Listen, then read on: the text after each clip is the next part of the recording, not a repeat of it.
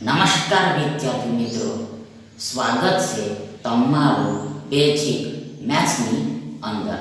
આજે આપણે ભણીશું ટકાવારી એટલે પ્રશ્ન તે. તેમાં ફર્સ્ટ ક્વેશ્ચન આ રીતનો છે કે એનો પગાર બીના પગારના 40% છે, બીનો પગાર સીના પગારના 25% છે, તો એનો પગાર સીના પગારના કેટલા ટકા હોય? એટલે છે 5%, 10%, 15% અને 20%. હવે આગળ સૌપ્રથમ તો આપણે માની લઈએ કે આ સીનો પગાર ₹100 છે. સીનો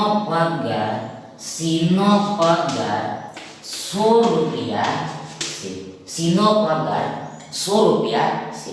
હવે આગળ બીનો પગાર સીના પગારના 25% છે. બીનો પગાર આ સીના પગારના એટલે કે આ 100 રૂપિયાના આ 25% છે. 25% છે એટલે આગળ બરાબર ઇક્વલ આ 100 રૂપિયા ગુણ્યા 25 ના છેદમાં 100 થાય. આ 100 રૂપિયાના 25% એટલે આ 100 રૂપિયા ગુણ્યા 25 ના છેદમાં 100 થાય. એટલે આગળ બરાબર ઇક્વલ. સૌપ્રથમ આ 100 ઉપર નીચે સરખા હોવાથી કેન્સલ થઈ જાય. મતલબ કે આ 100 * 100 થાય. મતલબ કે આ 100 માં આ 100 ને આ 100 વડે એક વખતમાં ભાગ લાગે, વન ટાઈમમાં ડિવાઈડ થાય. મતલબ કે આ 100 અને 1 નો એટલે કે 1 અને 100 નો ગુણાકાર આ 100 થાય, આ 100 થાય, આ 100 થાય. એટલે આગળ આ 25 * 25 થાય અને આ રૂપિયા 25 ની પાછળ લાગી જાય. મતલબ કે આ 100 રૂપિયાના 25% 25 રૂપિયા થાય, 25 રૂપીસ થાય. મતલબ કે બીનો પગાર 25 રૂપિયા થાય, બીની સેલરી 25 રૂપીસ થાય. હવે આગળ આ એનો પગાર આ બીના પગારના એટલે કે આ 25 રૂપિયાના 40% છે. 25 રૂપિયાના 40% છે. ફરીથી એકવાર આ એનો પગાર આ બીના પગારના એટલે કે આ 25 રૂપિયાના આ 40% જેટલો થાય છે. એટલે આગળ બરાબર ઇક્વલ આ 25 રૂપિયાના 40% આ 25 રૂપિયા ગુણ્યા આ 40 ના છેદમાં 100 થાય. આ 25 રૂપિયાના 40% આ 25 રૂપિયા ગુણ્યા 40 ના છેદમાં 100 થાય. એટલે આગળ બરાબર ઇક્વલ. સૌપ્રથમ આ 25 ચોક 100 થાય. મતલબ કે આ 100 ને આ 25 વડે 4 વખતમાં ભાગ લાગે. મતલબ કે 25 અને 4 નો એટલે કે 4 અને 25 નો ગુણાકાર આ 100 થાય, આ 100 થાય, આ 100 થાય, આ 100 થાય. હવે આગળ આ 4 દાન 40 થાય. મતલબ કે આ 40 માં આ 4 વડે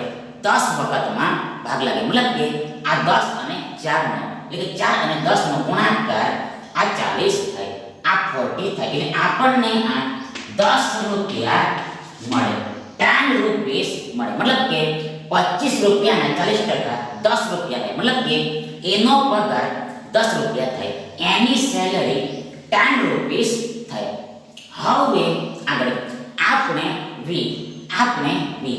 એનો પગાર આ સીના પગારના કેટલા ટકા છે તે શોધવાનું છે. ફરીથી એકવાર આપણે આ એનો પગાર સીના પગારના કેટલા ટકા થાય તે શોધવાનું છે. તો જુઓ, સૌપ્રથમ આપણે આ એના પગારના ટકા શોધવાના છે. આ એના પગારના ટકા શોધવાના છે. મતલબ કે આ 10 રૂપિયાના ટકા શોધવાના છે. આ 10 રૂપિયાના પરસેન્ટેજ ફાઇન્ડ કરવાના છે.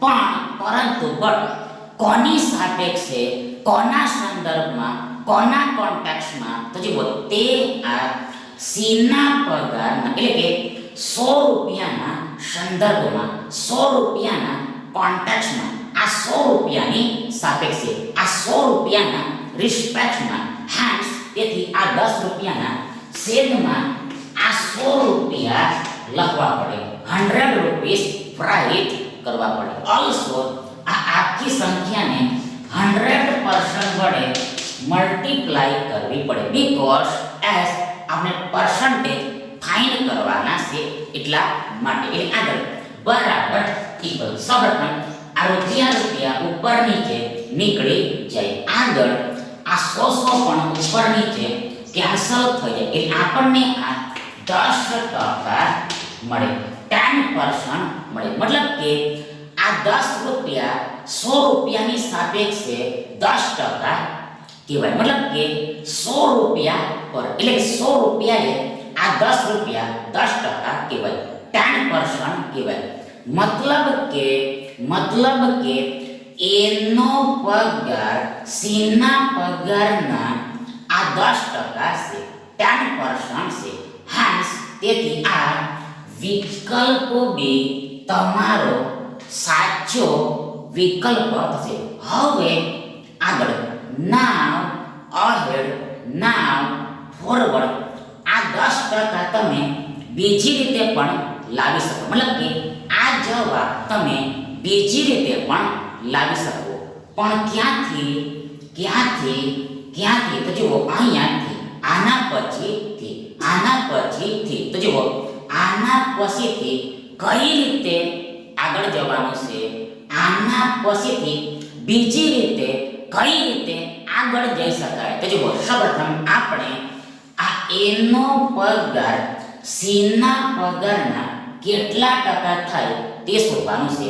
આ એનો પગાર સીના પગારના કેટલા ટકા થાય તે શોધવાનું છે. તો જુઓ, આપણે માની લઈએ કે આ એનો પગાર આ સીના પગારના x% જેટલો થાય છે. ફરીથી એકવાર આપણે એઝ્યુમ કરી લઈએ કે આ એનો પગાર આ સીના પગારના x% જેટલો થાય છે. એ આગળ માટે therefore સૌપ્રથમ આ સીનો પગાર આ 100 રૂપિયા છે, 100 રૂપિયા છે. આગળ ના એટલે ગુણ્યા થાય. આગળ x% એટલે x ના છેદમાં 100 થાય, x ભાગ્યા 100 થાય. આગળ બરાબર ઇક્વલ. આ એ મતલબ કે એનો પગાર, તો એનો પગાર આ 10 રૂપિયા છે, 10 રૂપીસ છે. ઇન શોર્ટ આ સીના x% 100 રૂપિયા ગુણ્યા x ના છેદમાં 100 થાય. એટલે આગળ માટે therefore સૌપ્રથમ આ 100 ઉપર નીચે કેન્સલ થઈ જશે. આગળ આ રૂપિયા પણ ડાબી જમણી સાઈડ એટલે જમણી ડાબી સાઈડ કેન્સલ થઈ જશે. એટલે આપણને આ x બરાબર 10 મળે. આપણને આ x બરાબર 10 મળે. મતલબ કે આ એનો પગાર સીના પગારના 10% થાય છે. એનો પગાર સીના પગારના 10% થાય છે.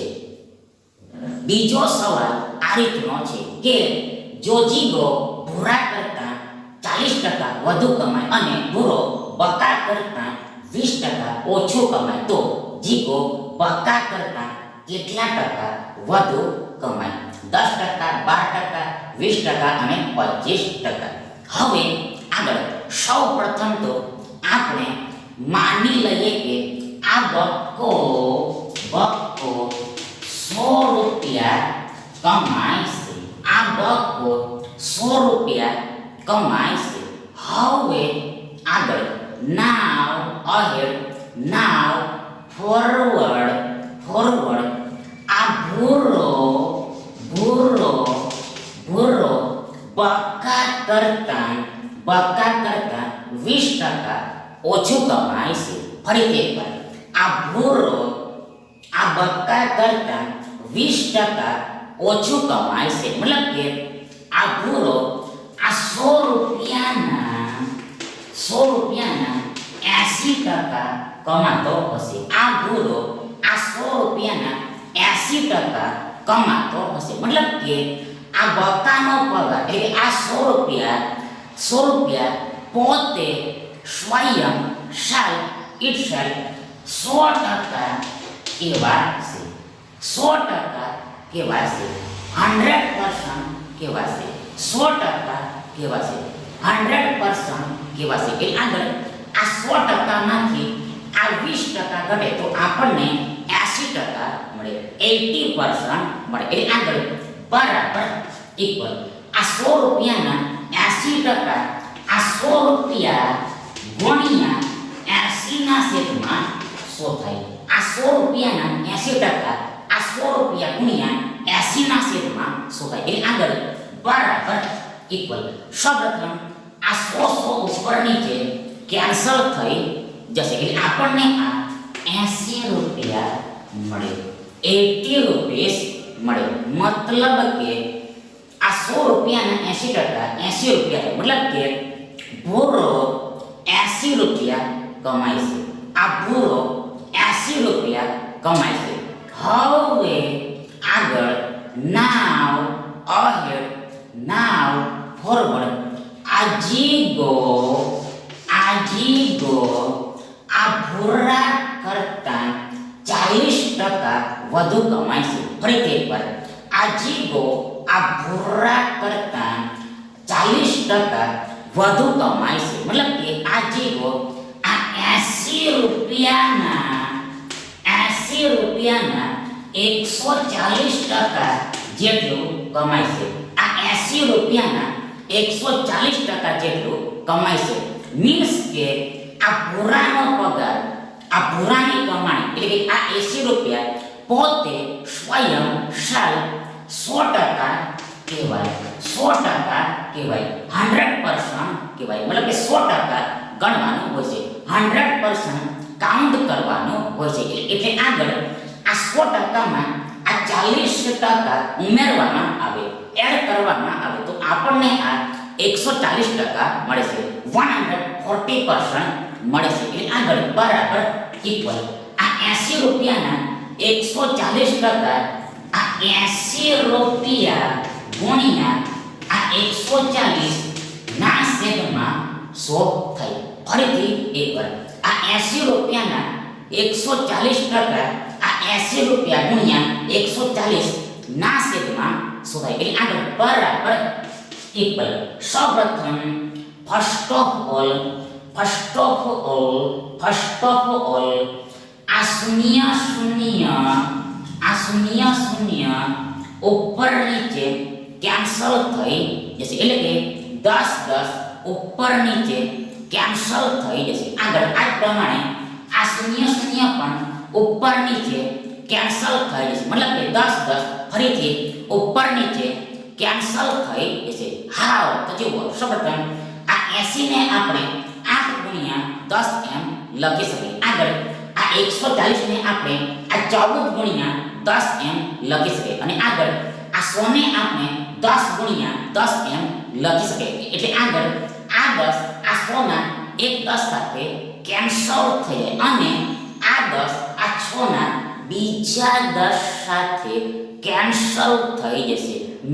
ઇન શોર્ટ ટૂંકમાં 10 ગુણ્યા 10 ઉપર નીચે કેન્સલ થઈ જશે. મતલબ કે 100 ઉપર નીચે કેન્સલ થઈ જશે. એટલે આપણી પાસે આ 14 ગુણ્યા 8 બચે. એટલે 14 અને 8 નો ગુણાકાર કરવાનો થાય. આ 14 અને 8 નો ગુણાકાર કરવાનો થાય. તો આ 14 અને 8 નો ગુણાકાર 112 થાય.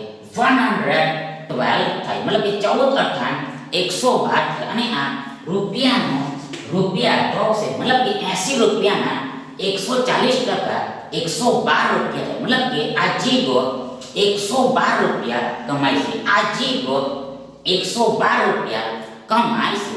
હવે આગળ આપણે આ જીગો આ બકા કરતા કેટલા ટકા વધુ કમાય છે તેને શોધવાનું છે. ફરીથી એકવાર આપણે આ જીગો આ બક્કા કરતા કેટલા ટકા વધુ કમાય છે તેને શોધવાનું છે. તો જુઓ સૌપ્રથમ આ જીગો આ બક્કા કરતા જુઓ આ 112 રૂપિયા ઓછા આ 100 રૂપિયા બરાબર ઇક્વલ આ 112 રૂપિયા ઓછા આ 100 રૂપિયા બરાબર ઇક્વલ 12 રૂપિયા વધુ કમાય છે. 12 રૂપિયા વધુ કમાય છે મતલબ કે આ 12 રૂપિયાના આપણે ટકા શોધવાના છે. આ 12 રૂપિયાના ટકા શોધવાના છે.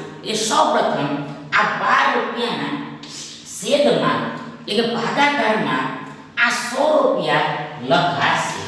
આ 100 રૂપિયા લખાશે.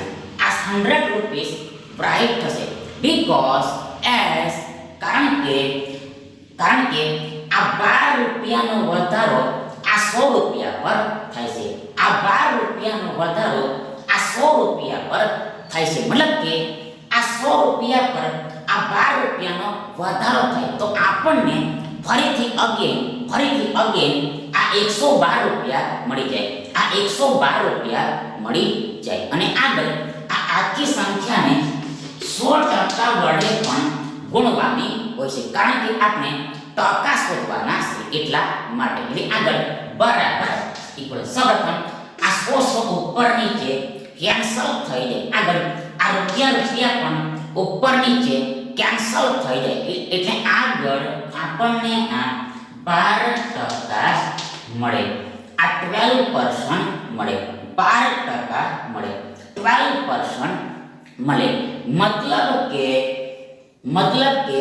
આ 100 રૂપિયા પર એટલે 100 રૂપિયાએ આ 12 રૂપિયાનો વધારો 12 રૂપિયાનો વધારો આ 12 રૂપિયાનો વધારો ટકામાં 12 કહેવાય પર્સન્ટેજમાં 12 કહેવાય પર્સન્ટેજમાં 12 કહેવાય મતલબ કે આ જીગો બક્કા કરતા આ 12% વધુ કમાય છે 12% વધુ કમાય છે. તેથી આ વિકલ્પ બી તમારો સાચો વિકલ્પ થશે. થર્ડ ક્વેશ્ચન આ રીતનો છે કે A એ B કરતા 25% વધુ છે અને B એ C કરતા 40% ઓછો છે. જો C એ D કરતા 20% વધુ હોય તો A એ B કરતા કેટલા ટકા ઓછો હોય? 11%, 10%, 9% અને 12%. હવે આગળ સૌપ્રથમ તો આપણે ધારી લઈએ કે આ D જુઓ આ D 100 છે 100 છે આ D 100 છે 100 છે. હવે આગળ આ C એ D કરતા 20% વધુ છે. ફરીથી એકવાર once again આ C એ આ D કરતા એટલે કે આ 100 કરતા 20% વધુ છે 20% વધુ છે મતલબ કે આ C એ આ 100 ના 120% છે. આ C એ આ 100 ના 120% છે મતલબ કે આ 100 પોતે સ્વયં itself 100% કહેવાય 100% કહેવાય. એટલે આગળ આ 100%માં આ 20% ઉમેરવામાં આવે એડ કરવામાં આવે તો આપણને આ 120% મળે 120% મળે. એટલે આગળ બરાબર ઇક્વલ આ 100 ના 120% આ 100 ગુણ્યા 120 ના છેદમાં 100 થાય. આ 100 ના 120% આ 100 ગુણ્યા 120 ના છેદમાં 100 થાય. એટલે આગળ બરાબર ઇક્વલ સૌપ્રથમ આ 100 ઉપર નીચે કેન્સલ થઈ જાય એટલે આપણને આ 120 મળે મતલબ કે 100 ના 120% 120 થાય મતલબ કે C 120 છે C 120 થાય. હવે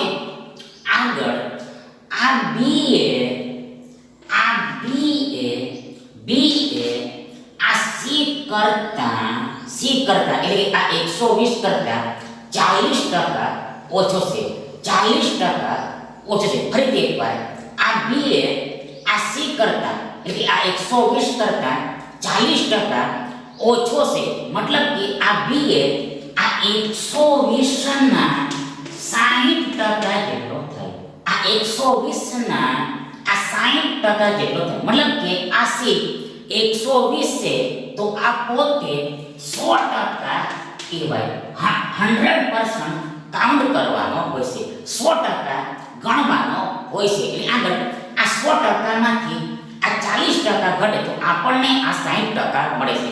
આ 60% મળે છે. એટલે આગળ બરાબર ઇક્વલ આ 120 ના 60% 120 ગુણ્યા 60 ના છેદમાં 100 થાય. આ 120 ના 60% આ 120 ગુણ્યા 60 ના છેદમાં 100 થાય. એટલે આગળ બરાબર ઇક્વલ સૌપ્રથમ ફર્સ્ટ ઓફ